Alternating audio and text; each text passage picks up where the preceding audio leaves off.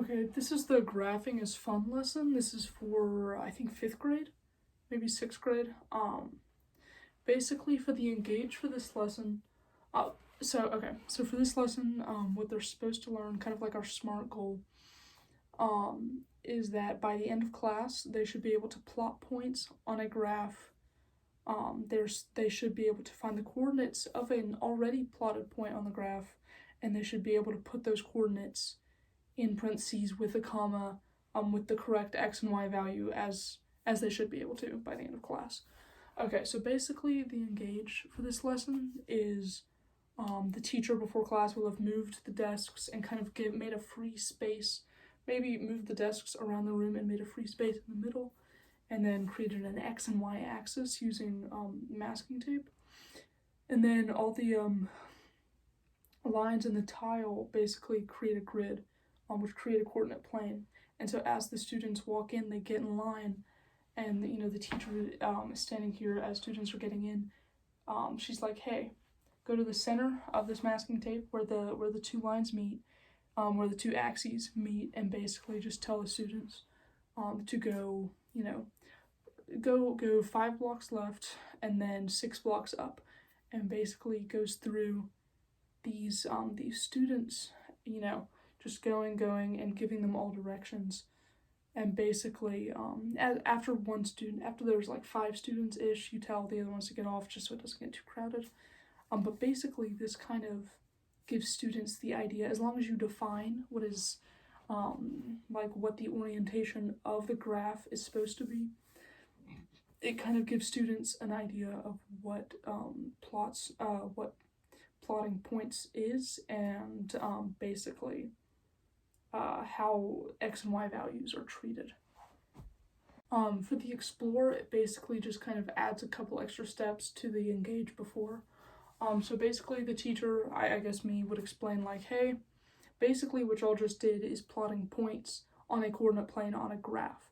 So on the board, I would have like a graph pre-drawn, and I would basically say like, hey, if this is the center and you walk 6 steps right, you would go over 6, so your x value is 6 on the graph, because think of this as a number line. And then say you go 2 steps up, you would go up 2, and then your y value would be 2, because think of this as a vertical number line.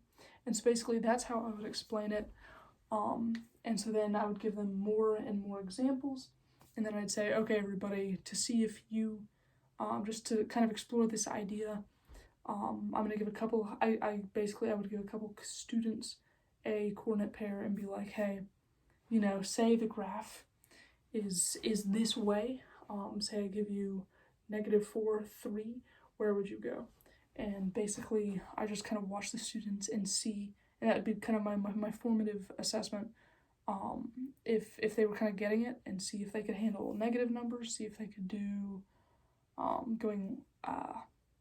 I don't know, just negative numbers really is all they need to figure out. And then x and y values, they need to remember which is left and right, which one is up and down. I think that's probably what we would have the most trouble with.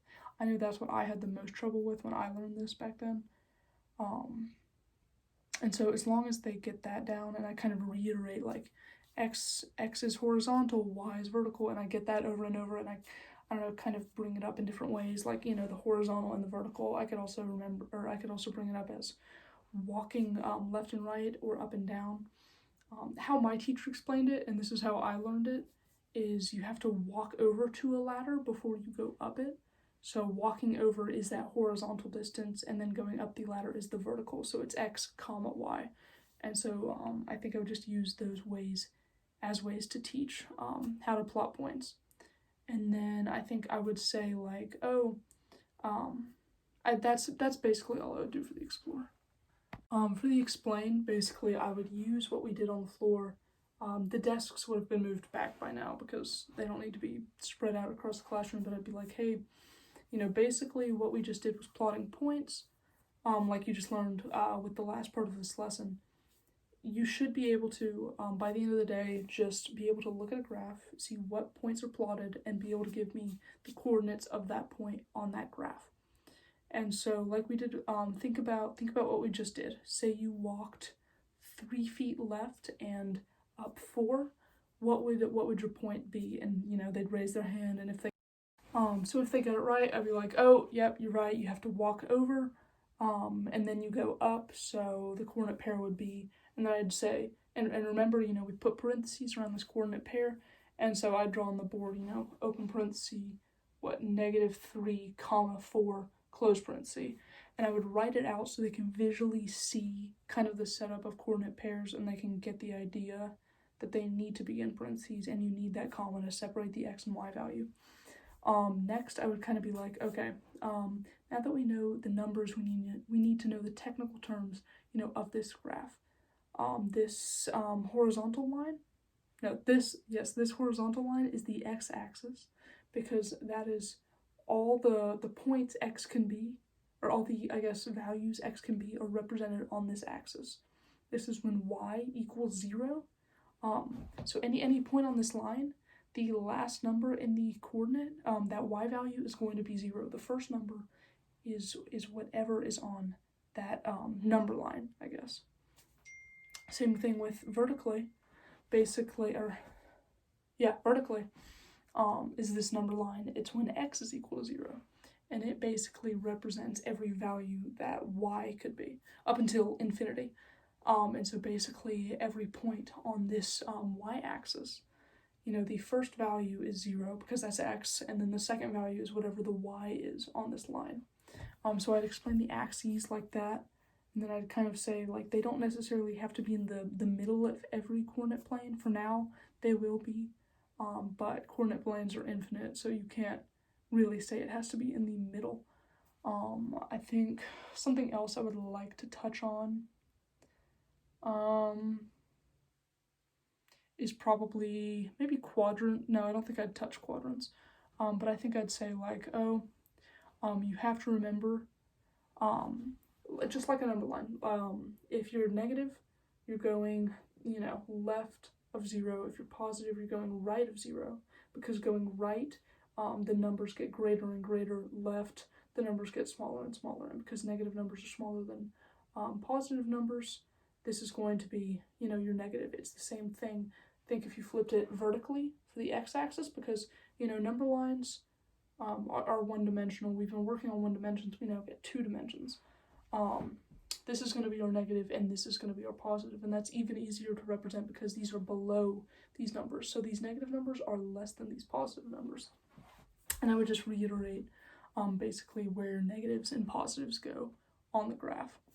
And then something else I would highlight is like x and y value. I would say that kind of over and over, same thing with x and y axis, just to kind of get those terms in their head and just make them comfortable with using it.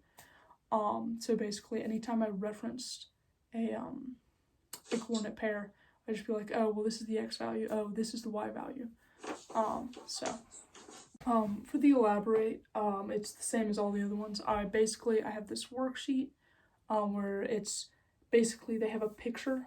So at the top, it's kind of like a rocket someone has already drawn on a coordinate plane, and then they were asked to list all the coordinates of all the points the rocket is made out of. And then on the bottom part, it says, like, make your own rocket, and then plot the points that you've used to make your own rocket. And I think this is really good because A, it's creative. It's creative in that they create the rocket. I think it kind of touches all the points because they find the coordinates of points already plotted, and then they also plot their own points and find the coordinates. And they could even, if they wanted a challenge, write their own coordinates and then plot those points on that graph. So it kind of works both ways to test their knowledge. And it's just, they can't cheat, or I guess you could tell who works together because they'll have the same rocket, but making it personal kind of, fights the chances of that. And as the teacher, I would pass this out, and then as they're taking it, I would walk around and kind of be like, oh, hey, I think you messed up here, maybe rethink this, or, oh, hey, this is a negative number, so maybe put that into the coordinate pair. I'd probably reiterate a couple times, like, hey, coordinate pairs need, parentheses around them and a comma in between them. But other than that, I would just kind of walk around and help those who needed help. For the evaluate for this lesson, basically I would, on the board, I would kind of, on the coordinate plan I already had made, I would do 7 points for a smiley face. So the top 2 would obviously be the eyes, and I do like 2 on the edge of the smiley face, 1 in the center and 2 in the middle of that. And basically I would connect them so it's obvious it was a smiley face. And then I would ask the kids, like, hey, on your exit ticket, list these 7 coordinates. I would not make it in the center of the coordinate plane, so that way they can't just mirror them, you know what I'm saying? I would kind of make it offset from the center, so that way it's not too easy. But basically, once they turned those in, I'd pick them up as they were exiting. If they got like all but 1 or 2 right, I just assume the 1 or 2 was like some simple mistake and they know what they're doing. Obviously, if they get more than that wrong, maybe they need some help on the lesson, maybe some one-on-one help. Or if it's enough kids, we could just go over it the next day. But basically, that's how the lesson would go.